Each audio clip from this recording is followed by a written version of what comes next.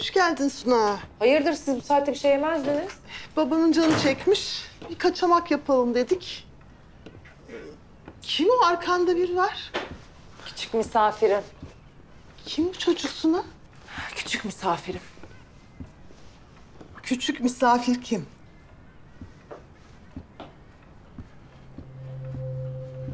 Güneş. Güneş kim? Fırat Bölükbaşı'nın oğlu. Ne?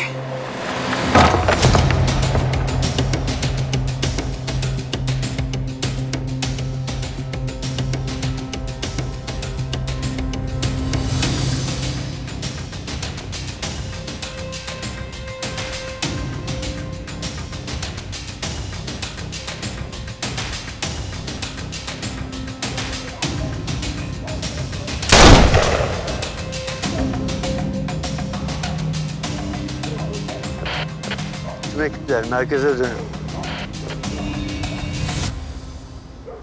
Cengiz seni niye öldürmedin biliyor musun? Bilmiyorum efendim. Bana olan sadakatinden.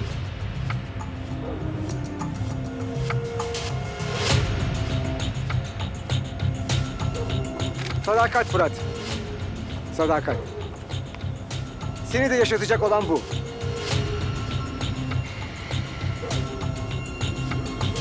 Eğer bir daha bana sadakatsizlik edersen... Cengiz'in yerine hiç olmasını istemediğim bir adamı koyar... Bu anı sana tekrar yaşatırım. O zaman da karar vermen çok güç olur.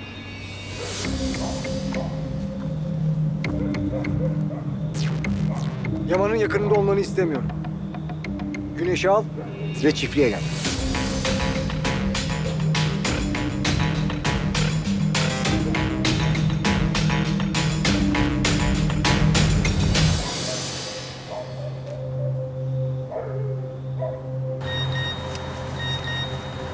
Kim? Dur bir dakika. Fırat güvende şimdilik. Gece boyu teyakkuzda olacağız. Eve gidince haberdar edin bizi. Fırat güvende. Yani şimdilik. Kim söylüyor güvende olduğunu babacığım? Hangi arkadaşın ya? Polis olan arkadaşım diyor. Ya baba Allah'ın aşkına bu polis arkadaşın kim? Beni burada öldürdün, kuruttun meraktan yemin ediyorum ya ama yani ya. Ya sabır. Ya sabır. Ya sabır.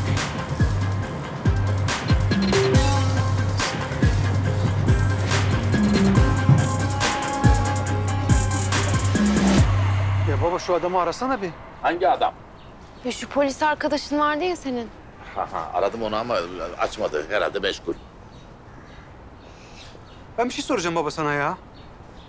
Sen bu işlerin sarpa saracağını nereden biliyordun? Zafer. Baba, Fırat'ın başının belada olduğunu nereden biliyordun? Evladım ben Fırat'ı görmeye gittim. Başı belada diye gitmedim. Baba yeme beni ya. Evden karga tulumba çıktın be. Zafer canım sıkkın. Sinirimi bozma. Babacığım, sen Fırat'ın derviş için çalıştığını biliyor muydun? Şimdi ayağımın altına alacağım seni ha. Fırat'ın derviş için çalıştığını başından beri biliyordun. Başından beri biliyordum. Ya iyi de nereden biliyordun? Sana ne? Ara Fırat'ı. Belki açılmıştır telefonu konuşuruz. Gel deriz veya biz gideriz. Hadi ara.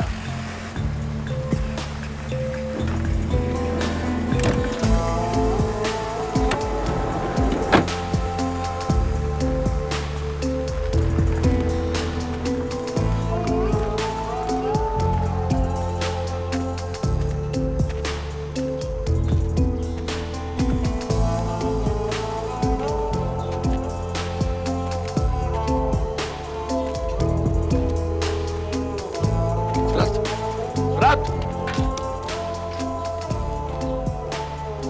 Fırat! Aslanım ya. Nasılsın? İyiyim iyiyim. Ha? Maçın yorgunluğu var biraz.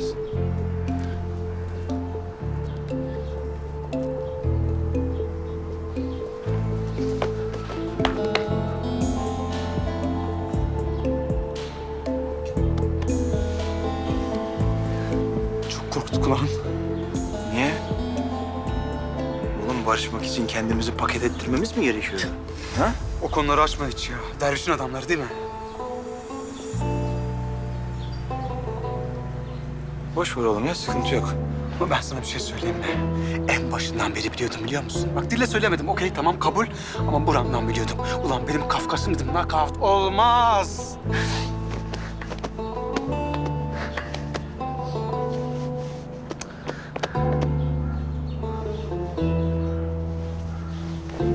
Aç mısın, tok musun? Hadi yukarı çıkalım, yemek memek yiyelim. Şimdi benim hocayla bir şey konuşmam lazım acilen. Sonra yapalım. Ya gizlimiz saklımız mı var? Yemekte konuşuruz işte. Zafer, benim gizli saklım var. Konuşmamız lazım. Hadi sen kahvaltını yap, seni burada bekliyoruz. Ama yani. Hadi. Diskalifiye olduk, gel.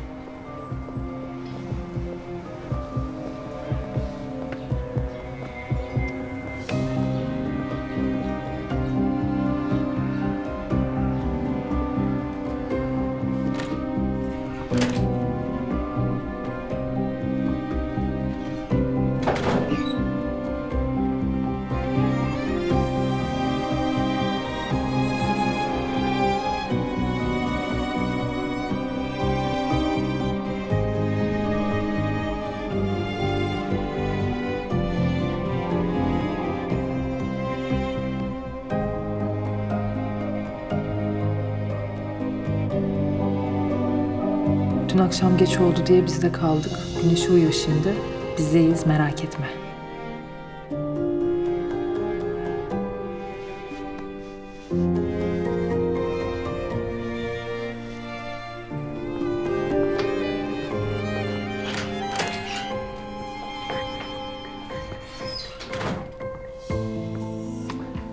Kızım ne yaptığını sanıyorsun sen? Ne işi var o çocuğun bu evde? Babasının önemli işi vardı. Ben de kalmasını istedim. Sağ olsun o da izin verdi.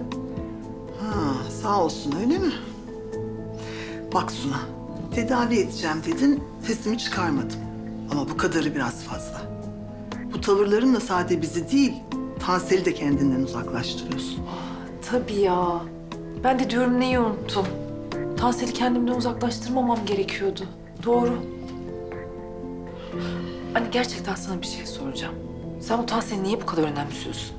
Bizim birlikte olmamız niye senin için bu kadar önemli? Neden olacak kızım? Abin çok değer verirdi ona. Oğlum güvendiyse ben de güvenirim dedim. O kadar. Başka bir nedeni yok. Başka bir nedeni yok yani. Benden sakladığın herhangi bir şey. Yok kızım, neden olsun? İlla ki bir neden mi uydurmam lazım? Allah Allah. Hayret bir şey.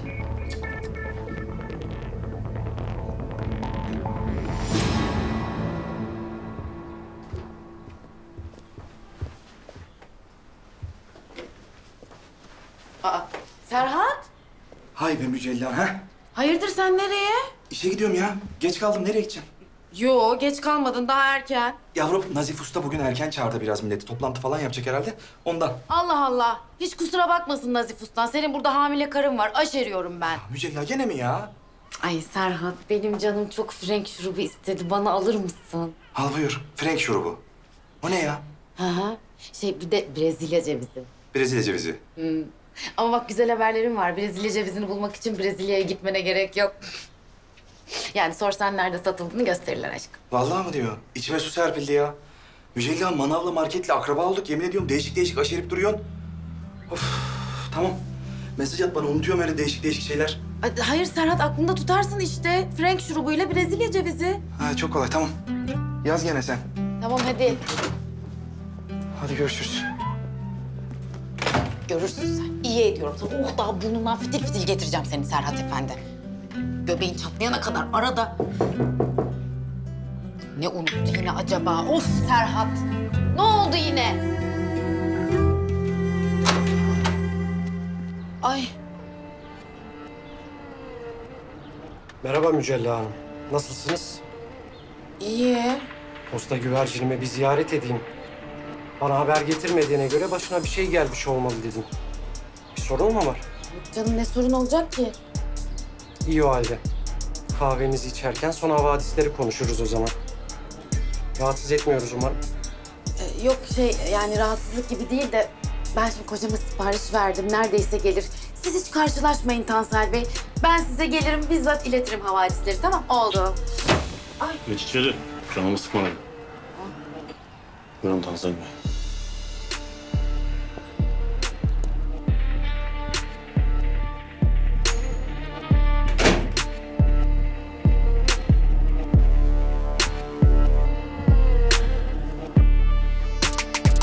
Benimki sade olsun lütfen. Her zamanki gibi.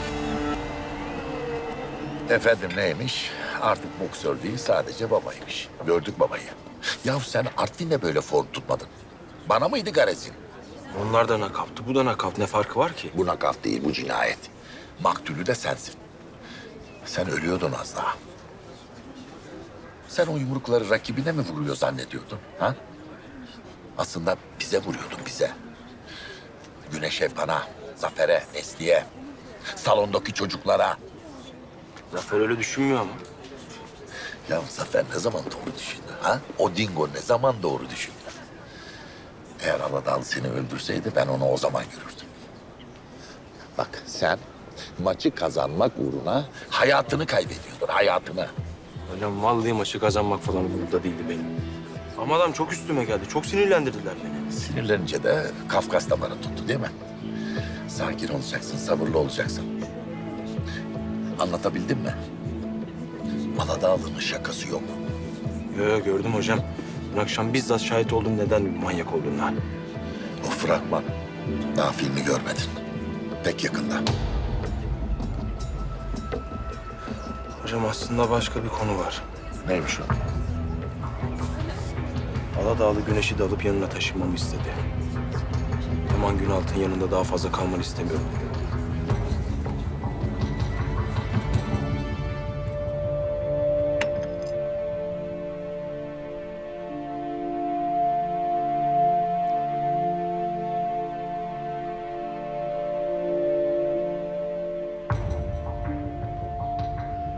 Evet, sizi dinliyorum Mücella Hanım. Bugüne kadar Fırat'la ilgili bir şeyler öğrenmişsinizdir kesin. Yani öğreniyorum. Daha doğrusu öğreneceğim. Kahveyi ilk kim buldu biliyor musunuz Mücella Hanım?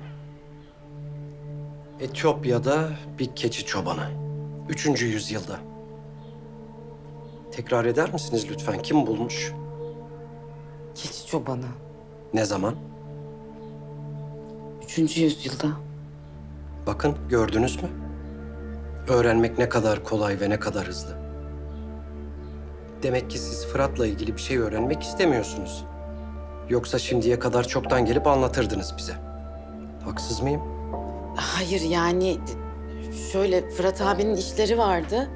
Maça da çıktı zaten biz pek bir araya gelemedik. Kahve. Mücella Hanım 85 santigrat sıcaklıkla servis edilir. Bu derece insanın katlanabileceği sıcaklığın çok üstündedir. Olur da çıplak etinize dökülürse katlanılmaz bir acı verir. Ay tövbe estağfurullah.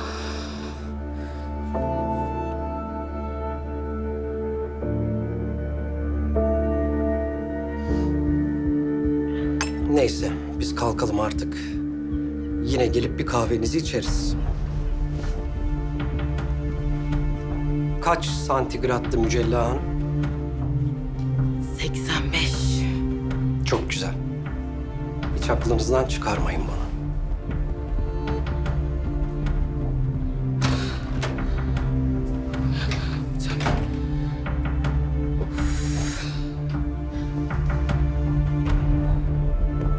Taşınacak mısın? Bilmiyorum hocam, köşeye sıkıştım. Taşınmayacaksın. Anlamadım. Bunda anlamayacak bir şey yok.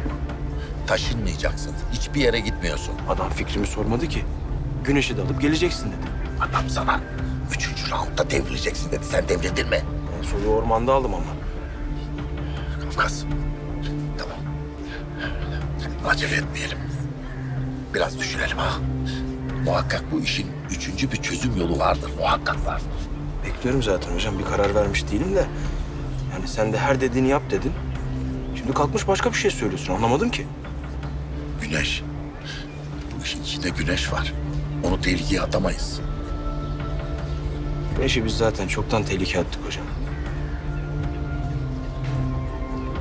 Aladağlı'nın dikkatini çekerek hepinizi bulaştırdım. Şimdi artık temizlemek zorundayım. Oğlum için, sizin için, herkes için. Evet. Temizlemek zorundayız.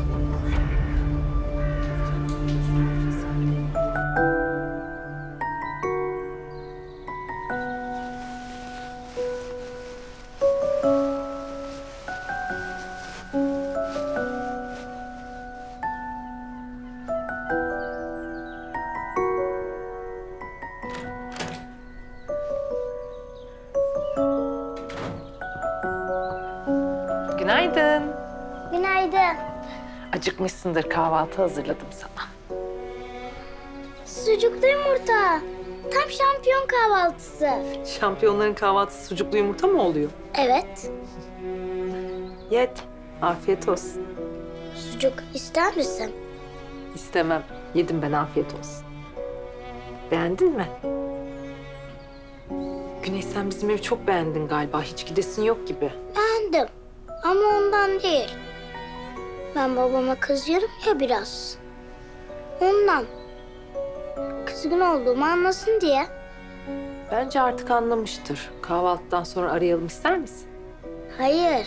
Bence biraz daha beklesin. Biraz daha özlesin ikimize. İkimizi mi? Beni de özler mi? Evet. İnsan sevdiğini özler. Sen özlüyor musun babamı? Özlüyorum. İşte o da bizi özlüyor.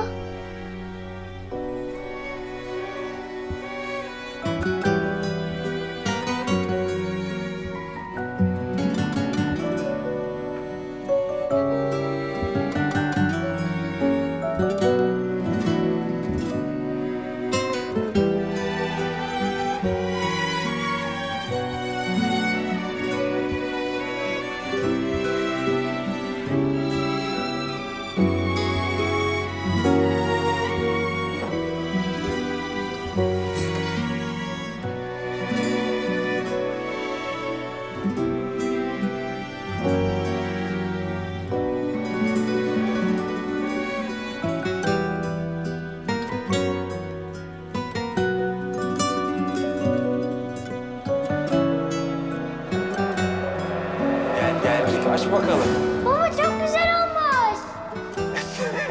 Beğendin mi? Beğendim. Bak geliyor bak geliyor. Hazır mısın oğlum? Hadi hoppa! Bu hayatta en çok seni seviyorum. Kendimden bile daha çok. Ben de seni çok seviyorum. Gerçekten hayatımda yedim en güzel menemen. Afiyet olsun. Oğlum yavaş ye, yavaş boğulacaksın.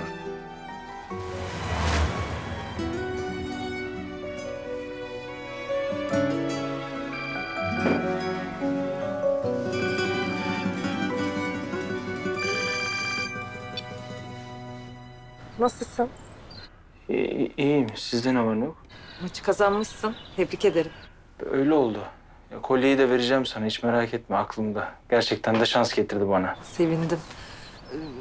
Fırat, bizim konuşmamız gerekiyor. Ne zaman müsait olursun? Hemen görüşelim. Bir şey mi oldu? Yo, bir sorun yok. Daha doğrusu ufak bir mesele var. Suna, benden sakladığın bir şey yok değil mi? Hayır, gerçekten endişe edilecek bir şey yok. Güneş de iyi. Peki ya sen? Ben de iyiyim. Tamam, oldu. Görüşürüz.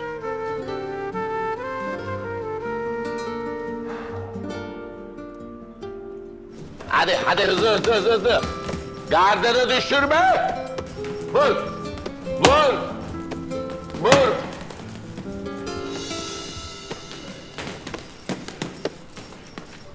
Ferdi! Ayak değiştir dedim, ayak değiştir. Güzel. Zafer, ne yapıyorsun sen orada? Hadi çabuk. Hadi. Çalıştır.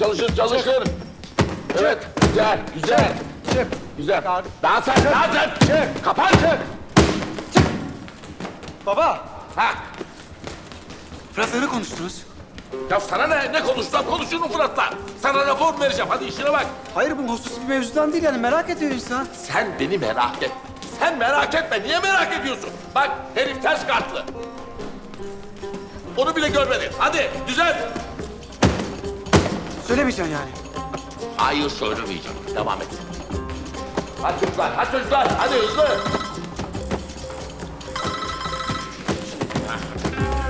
Şunu aç. Ayağa dikkat. Çık.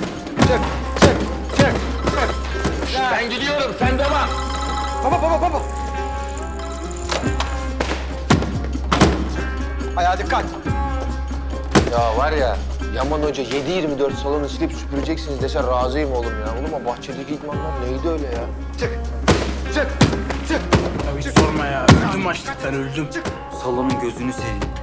Olay nedir beyler? Olay nedir? Kardeşim olay Allah bizim salonumuzu başımızdan eksik etmesin. Bu kadar. Oh be. Hemen. Baba. Kim Deryan? Sana ne? Sana ne ya? Fırat'la ne konuştun? Kim telefon etti? Telefonda kiminle konuştun? Ya beni böyle merak etme. Baba mısın? Baba olan benim. Tamam baba. Aferin.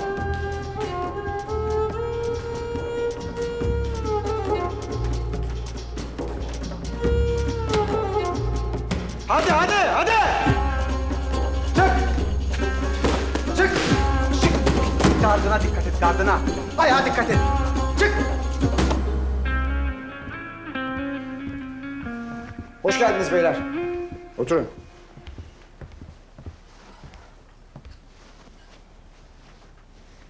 Dünkü maçı konuşmak için geldik. Bize Cengiz'in kazanacağını söylediler. Bütün bahisleri ona oynadık. Senin anlayacağın kaybımız büyük. Zararımızı tanzim etmenizi istiyoruz. Siz benden para dilenmeye mi geldiniz? Sen bizi tamamen yanlış anladın. Para falan istediğimiz yok. Biz sadece bizi zarara uğratan o adamı istiyoruz. Kime? Fırat Bölükbaşı, Kafkas.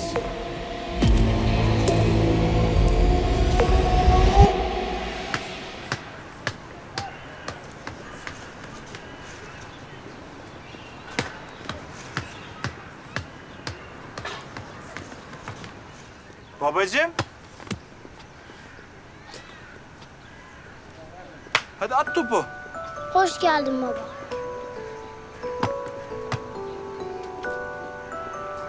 Güneş.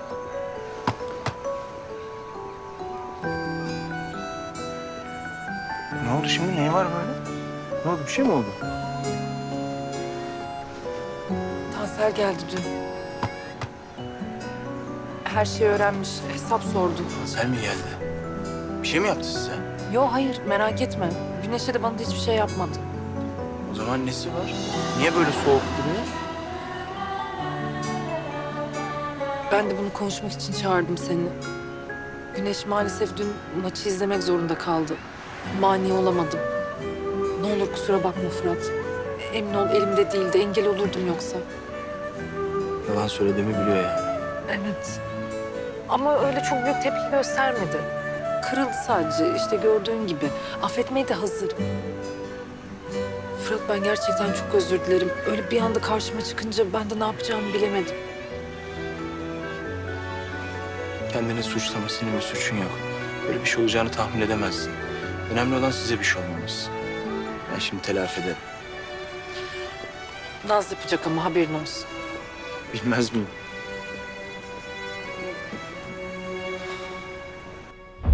Hepiniz. Kafkas'ı istiyorsunuz.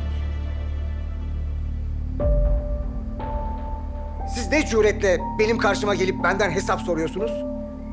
Ne cüretle benim adamımı istiyorsunuz? Burada bir ceza kesilecekse ben keserim.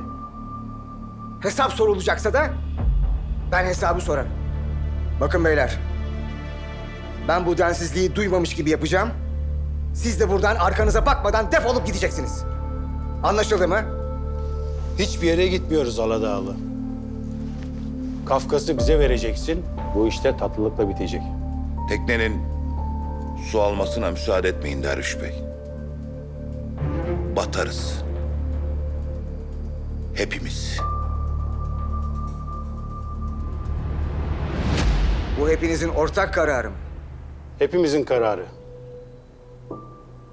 Hepiniz beni çok iyi dinleyin. Bu saatten sonra Fırat'ın burnu bile kanarsa bunu sizden bilirim. Ailenizin kanıyla boğarım hepinizi. Seveniniz, sevdiğiniz kim varsa hepsini tek tek yok ederim. Üzerinize bir avuç toprak koyacak adam bile bulamazsınız. Şimdi kalkın, defolup gidin.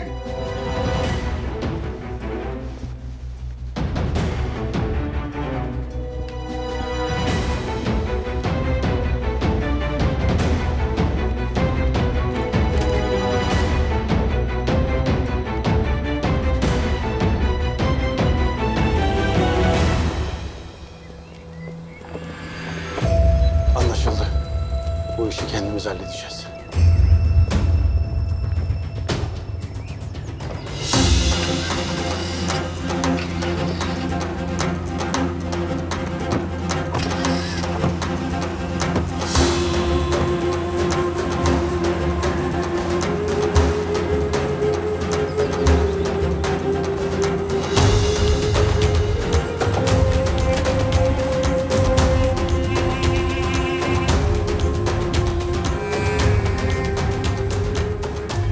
Kozanoğlu uzun zamandır böyle bir açığımızı kolluyordu.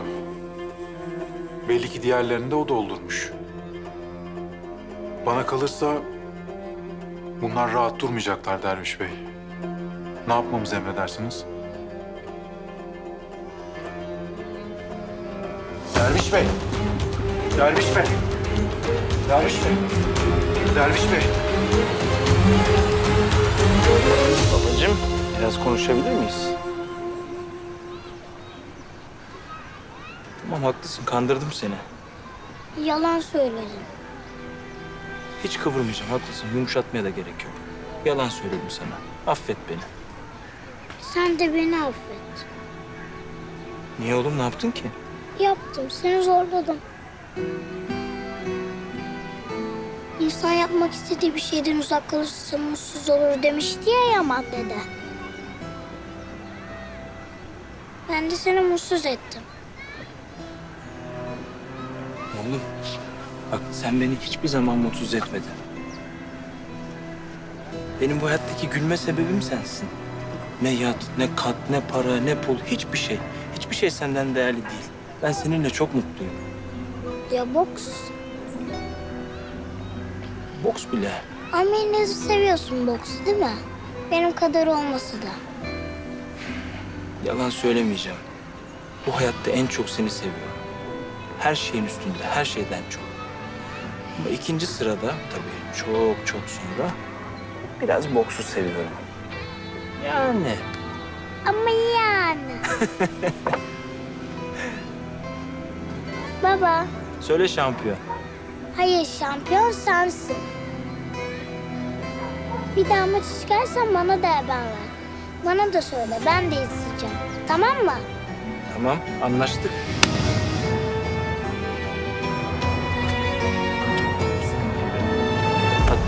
Hadi gel. Gel bakalım. Yeter artık.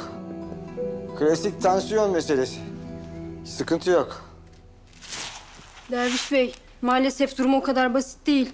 Son kontrol randevunuzu iptal etmişsiniz. Hastalığın seyri hızlandı. Bir süre hastanede gözetim altında kalmanız gerekecek. Hastaneye yatmayacağım. Ama Derviş Bey... Tamam, yatmayacağım dedim. Ve hastane köşelerinde böyle burnumda borularla aciz bir şekilde ölmek istemiyorum. Nasıl yaşıyorsam ayakta dimdik öyle ölmek istiyorum. Şimdi çıkabilirsiniz. Yalnız kalmak istiyorum.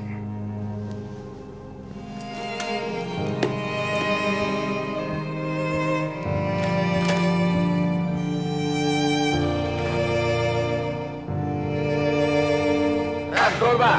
Kaldır torba. Gel. Kaldır. Oğlum çek. 5-5-10 lan. Ah iyi aferin. Abi. Şimdi bak ne yapıyoruz? 5'er tane daha koyun. 5 buraya 5 oraya. Hocam o yapamaz ya. İyi ver. Hadi. Torba bak bunları kaldırırsan 1,5 İskender. Bravo hocam. Hadi lan. Hadi. Bakalım Yaman Efendi. Zeliha. Bu ne lan? 50.000 kere Zeliha ile görüşülmüş. Yaştan sonra kırığa mı düştü ya bu adam? Gel Zeliha. İyi de bunun Derviş'le Fırat'la ne alakası var?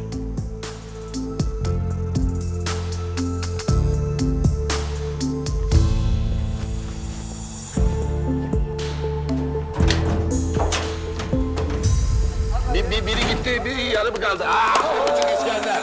Güzel. Peki, 10'ar takım bakayım. 10. Hocam hayatta yapamaz ya. Hayatta yapamaz oğlum. Boşa takma. Hadi bakalım torba. Boşa takma. Eğer bunları kaldırırsan 1,5 İskender, üstüne ekmek kadayıf. Hadi sen yaparsın. Hadi oğlum. Hadi işte. Başlığımız sağa bağlı. Hadi zorba. Hadi lan zorba. Arkadaşların doyuracaksın oğlum bak o. Hadi lan zorba.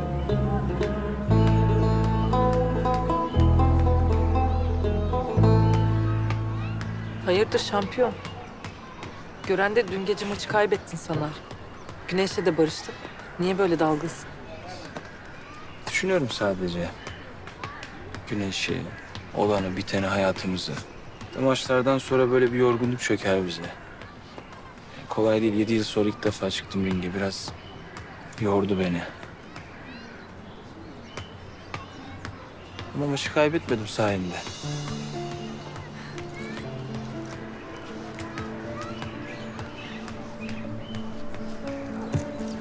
Bana şans getirdi. Teşekkür ederim. Seninle çok tuhaf tanıştık. Ama gerçekten senin üzüntün benim üzüntüm sayılır. Eğer kafanı kurcalayan bir şey varsa benimle paylaşmanı çok isterim. Sağ ol.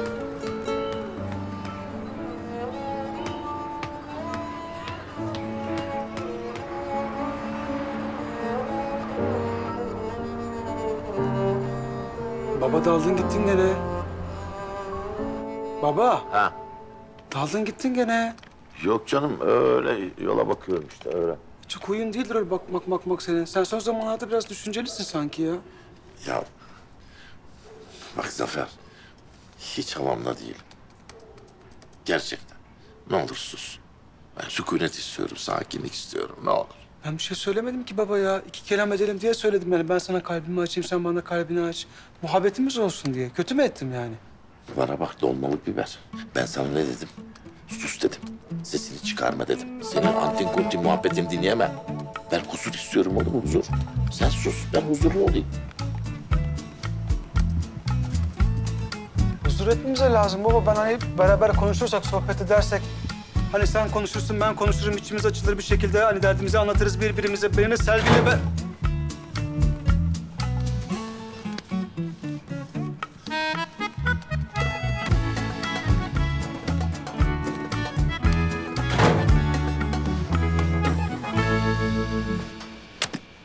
Bunun huyu... Kapat. Bir şey var bunda. Of, varsa var abi, ne yapayım? Lan bu kez öyle değil. Başka bir şey var. Biri mi var? Ne var? Anlamadım ben. Abi işim var lütfen ya. Ne işin var? İş bakmak gibi mesela. Olamaz mı? Allah Allah ya. Allah Allah ya. Ev değil, artist mektebi ha.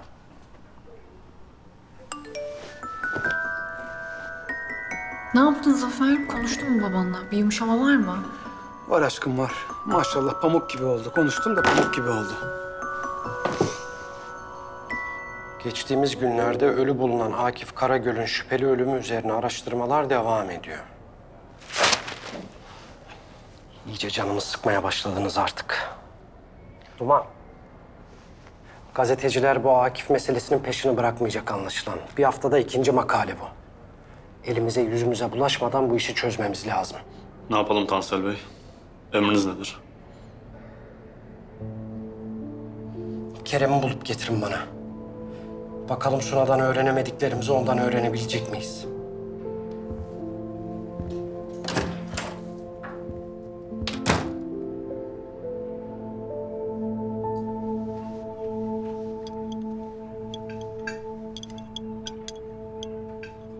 Abimin antrenörü vardı ya, Akif. Ölü bulunmuş. Sarıyer'de denizden çıkarmışlar cesedi. Biz pek tanımazdık onu. Yine de Allah rahmet eylesin. İntihar etmiş diyorlar. Ama öldürülmüş de olabilir tabii. Sonuçta 2 çocuk babası bir adam durduk yere niye intihar etsin ki? Niye öyle diyorsun Suna? İlla ki vardır bir sebebi. Hem akşam nereden çıktı şimdi bu intihar muhabbeti ya? Şuradan çıktı anneciğim. Abimin ölümünü araştırıyorum. Ve bu konuda sizin de bir şeyler bildiğinizi düşünüyorum. Biz ne bilebiliriz ki? Hem zaten saklı kalan hiçbir şey yok ki. Bunu siz söyleyeceksiniz anne. Farkında değil miyim sanıyorsunuz ha? Ne zaman abimden bahsetsem ya kafanızı çevirip gidiyorsunuz ya da suspus oluyorsunuz. Sen ne ima etmeye çalışıyorsun? Bir şey ima etmeye çalışmıyorum anne. Dosdoğru soruyorum. Gizlediğiniz, sustuğunuz bir şey var mı? Hı? Ha baba? Bakın beni tanıyorsunuz. Bir işin peşine düştüm mü yarım bırakmam. Eğer gerçekten bildiğiniz ve gizlediğiniz bir şey varsa şu an anlatın. Yok eğer bunu ben kendim öğrenirsem... işte o zaman sizinle ilgili kalbimde kapanmayan yaralar açılır.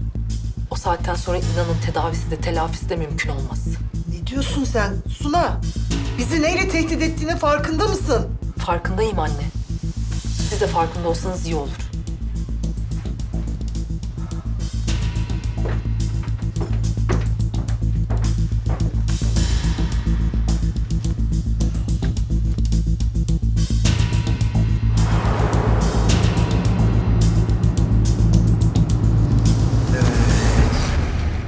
Hiçbir eksimiz kalmadı. Her şeyi koyduk çantaya değil mi?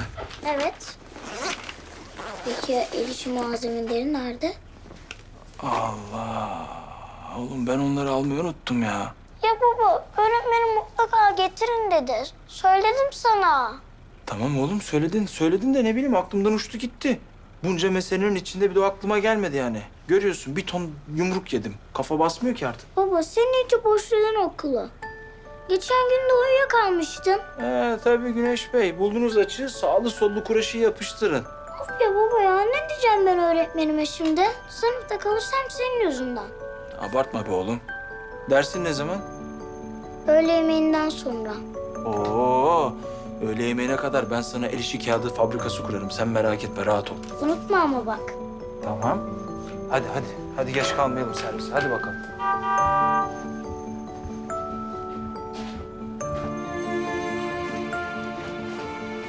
Sen yeni mi kaptın koca kafa?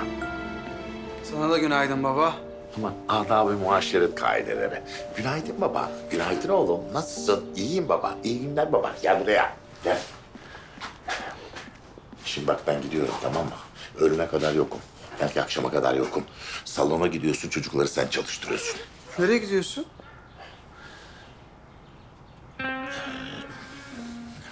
Zafer, ben bir hanımefendiyle buluşacağım. Aa. Evet, öğle yemeğini, yani öğle yemeğini beraber yiyeceğiz. Randevu aldım lüks bir restorandan. Yarım. Sen? Niye şaşırdın? Yani sizleri bu yaşa getirdim. Yani büyüttüm sizi değil mi? Hiçbir şeyinizi eksik etmedim.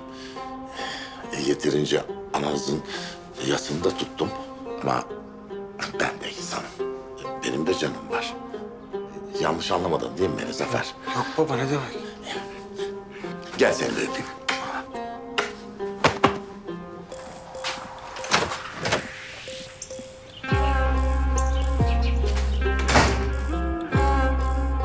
Ama yani ben bunu yer miyim peki?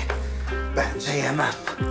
Anam arkasına tutmuş da öpmeler. Hadi bakalım. Bir iş çeviriyorsunuz da ben bunu bu kez yemem. Bu kez yemem.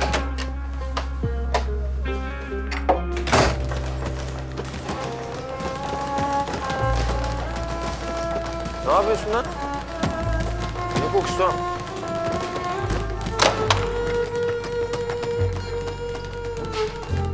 Buyur abla. Merhaba gençler, ne habersiniz? Yaman Hoca yok mu? Yok abla. Ha. Şeyler burada mı? Zafer, Fırat abim, Nesli falan buradalar mı? Onlar da gelmedi bugün. Ha, harikaymış. Yani harika şeyler yaptım size. Kendi ellerimi hemen şurada ikram edeyim. Dedim ki bunlar burada spor yaparken yoruluyordur. Enerjiye ihtiyacınız olur diye düşündüm. Tada! Yalnız abla oraya koyma, orası ring. Ha. Peki, güzel kokan şeylere yer yok anlaşılan.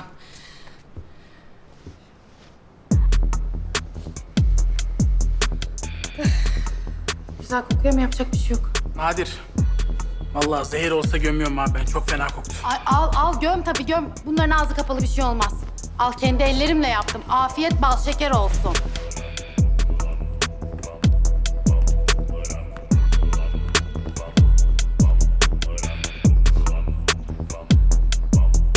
Güzel.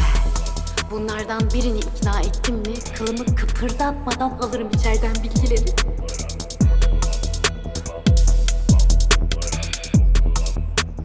Ye kuzum, ye, acıma.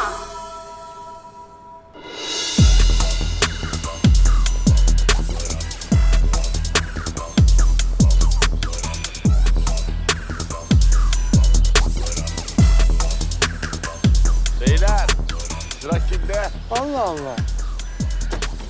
Arabanı da almadın yani öyle mi? Ulan bu konser dediği yoksa hatun mu hakikaten? Dur bakalım ne olacağım dur. Ben bu işi çözeceğim bir kez yenileyeceğim.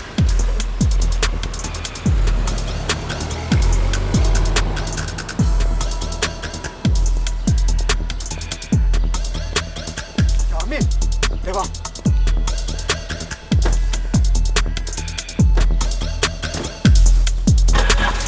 Hadi.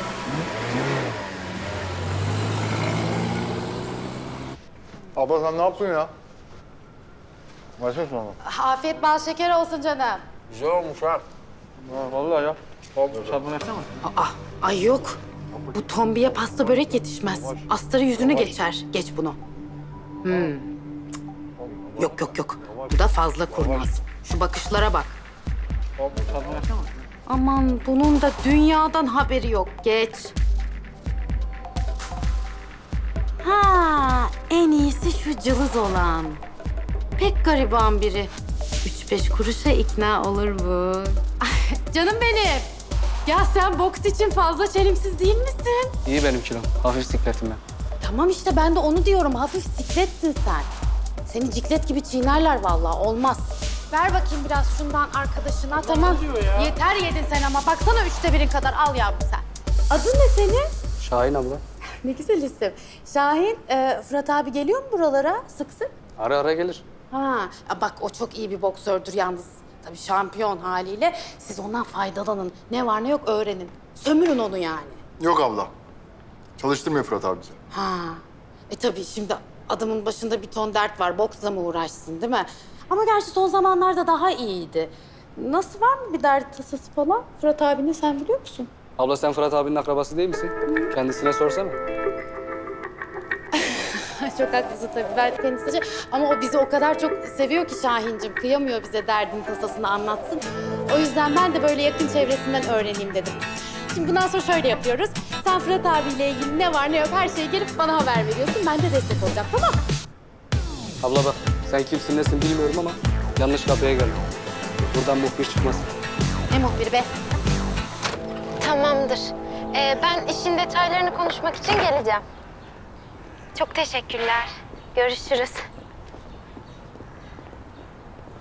Messi günaydın. Günaydın.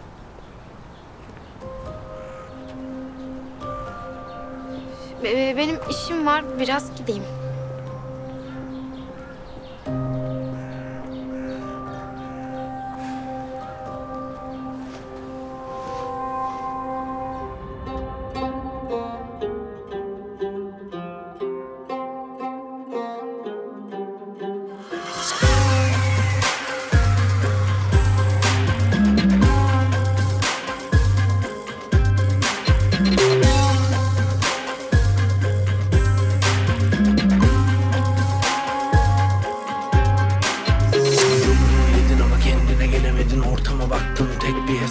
Acılara kar, kendini buldun sandığın aşkta hep bir tokat var. Yumruğu yedin ama kendine gelemedin, ortama baktın tek bir hesap var. Acılara kar, kendini buldun sandığın aşkta hep bir tokat var.